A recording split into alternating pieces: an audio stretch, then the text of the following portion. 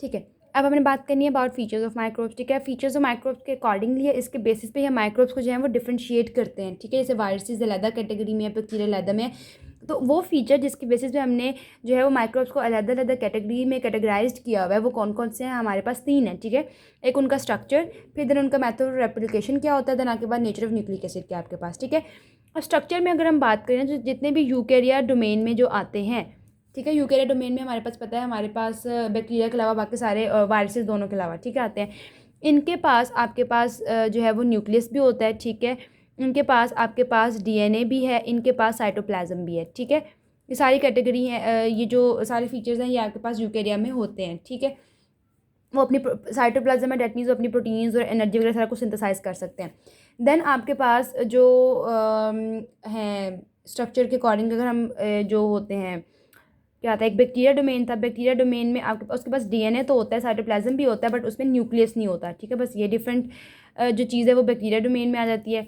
Then आपके पास जो viruses वाला कैटेगरी है उसके अंदर सिर्फ और सिर्फ जेनेटिक मटीरियल जो है वो प्रेजेंट होता है, वो भी उसके कोर में जाके। ठीक है, ना तो इसके पास साइटोप्लाज्म जो है वो नहीं है, ना ही इनके पास जो है वो न्यूक्लियस होता है। ठीक है, ना न्यूक्लियस, इस बेसिस पे हमने इनको डिफरेंशिएट किया हुआ है। यूकेरिया में न्यूक्लियस सब कुछ है, बैक्टीरिया में न्यूक्लियस नहीं, बाकी सारा कुछ है, बट वायरसेस में कुछ भी नहीं है, सिर्फ जेनेटिक मटेरियल कोर में पड़ा होता है। अब मेथड ऑफ रेप्लिकेशन में अगर हम देखें ना, तो जो बैक्टीरिया जो होते हैं वो बाइनरी फिशन जो होती है उसके थ्रू रेप्लिकेट कर रहे होते हैं, बाइनरी फिशन। ठीक है, ये एक जो है वो मैथड के थ्रू बैक्टीरिया जो है वो रेप्लिकेट करते हैं। उसके अलावा बाकी सारे के साथ जो यूकेरिया होते हैं वो कर रहे होते हैं माइटोसिस के थ्रू, उनमें आएगा माइटोसिस आएगा। ठीक है, और आपके पास भी बचते हैं वायरसेस। अब वायरसेस ने क्या करना है, उनमें ना तो बाइनरी फिशन है ना ही माइटोसिस है, उनकी सिंपली जो वायरस, सपोज कोई वायरस है, इसके अंदर कोई है, सबसे पहले इसने डिसेंबल होना है। क्या वर्ड हमने यूज़ करना है? डिसेंबल। अपने सारा का मटीरियल को डिसेंबल करेगा।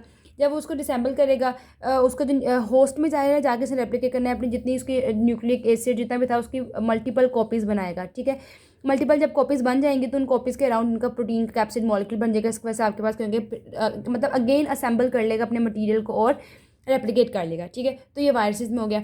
अब नेचर ऑफ न्यूक्लिक एसिड में ये है कि आपके पास क्या याद रखना है आपने, यूकैरिया प्लस बैक्टीरिया, इनके पास डीएनए भी होता है, आरएनए भी होता है। ठीक है, बट जो वायरसेस हैं उनमें एक एक्सेप्शन ये है, या तो उनमें डीएनए होगा या आरएनए होगा। एट अ टाइम उनमें जो जेनेटिक मटेरियल में आरएनए और डीएनए दोनों प्रेजेंट नहीं होंगे, या उनके जेनेटिक मटेरियल में डीएनए है या आरएनए।